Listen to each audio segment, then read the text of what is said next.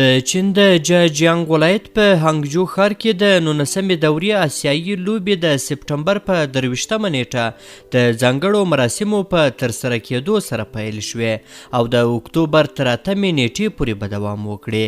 په دغه لوبو کې افغان لوبغاړو په بېلابېلو برخو کې تر دې مهاله یو شمېر لوبې ګټلې او نورو پړاوونو ته یې لاره پیدا کړې ده. دلته په افغانستان کې بیا د والیبال لوبغاړي هیله لري چې په آسیایي لوبو کې افغان لوبغاړي ښه لاسته راوړنې ولري او د خپل هیواد لپاره مډالونه ترلاسه کړي. د چین کې آسیایي لوبې چې شروع دي 17 سپټمبر شاوخوا ګډون کې کړی دی.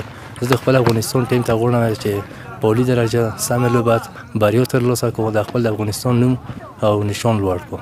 دا هیله مې ده چې کوم یو روشي به تر ستون شي. زما خپل والیبال ډېر خوښیږي او د والیبال لوبې لنډه زه ګورم او بل خپله مې هم والیبال کوله، خو اوس د اقتصادي ستونزو له امله نشم کولی چې والیبال ته حاضر شم او کله چې 15 دقیقې وخت پیدا کړم بیا هم د والیبال میدان ته راځم او دا لوبې د لنډه زه ګورم. دوی وایي چې د والیبال ملي لوبغاړي له همدې خاورو پورته شوي او اوس د خپل هیواد لپاره نړیوالې لوبې کوي. همدغه زموږ ټیم دی چې د دغو څو کلیو محدود کسان دغو ټیم ته راځي، د اتحاد په نامه دا ټیم دی. نو دا ټیم بیرته موږ دلته ټولې لوبې کوو. نو موږ هغه والیبال چې دی تقریبا ډېر د کوچنیوالي نه موږ دلته والیبال شروع کړی ولا اوس هم هغه خپل وخت دلته تېروو، خپل وخت کارونه چې موږ ورته تعطیل کړو، یو کار د خپل والیبال د خپل وخت ورکوو، مازدیګری موږ دلته تر څو والیبال کوو. والیبال دلته ډېر وینې کېږي او علاقمندان د والیبال زیات دي او خپله د دغو ټیم یو لوبغاړی چې اوس د نړۍ چا خبره د افغانستان په سطح باندې نمایندګي کوي، سباون چې فعلا چین کې لوبې کوي او د افغانستان د والیبال کپټان دی بالکل اوس. نو اوس هغه هم د دغو ټیم او دغو لوبغاړو نه تللی دی اوس ملي ټیم. که څه هم په پلازمینه کابل کې تر یو بریده والیبال عصري شوی او په دې ډول جمنازیومونو کې ترسره کیږي، خو په زیاتره کلیوالو سیمو کې بیا په دې ډول لوبغالو کې ځوانان دغه لوبه کوي.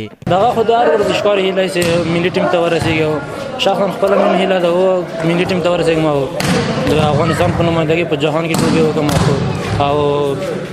او دا ورزش خو هر څوک کوي، خو ما شوق لرم چې ملي ټیم ته لاړ شم او د افغانستان په نمایندګۍ په نور ولایتو کشورو کې مو لوبې وکړم. دوی وایي چې زیاتره ځوانان په افغانستان کې له پخوا راهیسې د والیبال لوبه کوي او په ټوله کې له ورزش سره زیاته مینه لري، خو اقتصادي ستونزې د معیاري لوبغالو نشتون او د امکاناتو کمښت ډیری ځوانان له ورزش څخه لرې کړي دي.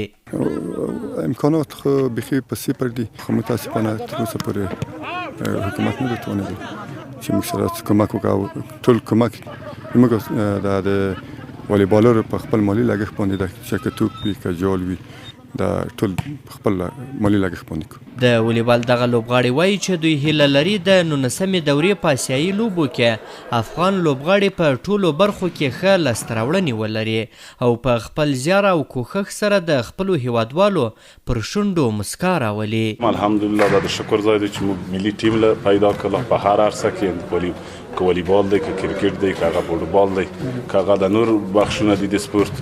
خوشحاله خو ډېر یم، دا د افتخار ځای دی د ټولو افغانانو دپاره. د الله نه دوی ته بریا غواړو، موږ به دعا ورته کړو، دوی به خپل کوشش کړي.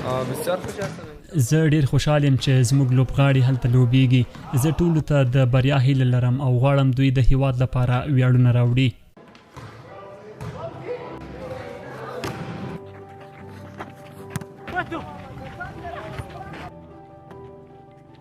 د چین هیواد په هانګجو ښار کې اوس مهال آسیایي لوبې روانې دي. په دغه لوبو کې له افغانستان څخه هم 18 ورزشي څانګو لوبډلو برخه اخیستې ده چې یوه هم د والیبال ملي لوبډله ده.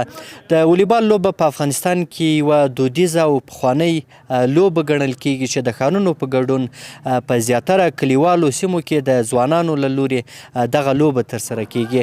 په کلیوالو سیمو کې ځوانان یا د دغې لوبې لوبغاړي وایي چې دوی هیڅ ډول امکانات تر اوس مهاله نه لري، په داسې حال کې چې زیاتره ځوانان له همدې لوبې سره علاقه او مینه لري.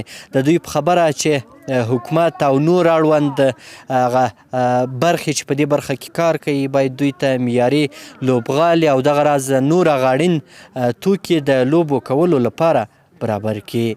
احسان الله کریمي، CMG، د میدان وردګو ولایت د چک ولسوالۍ.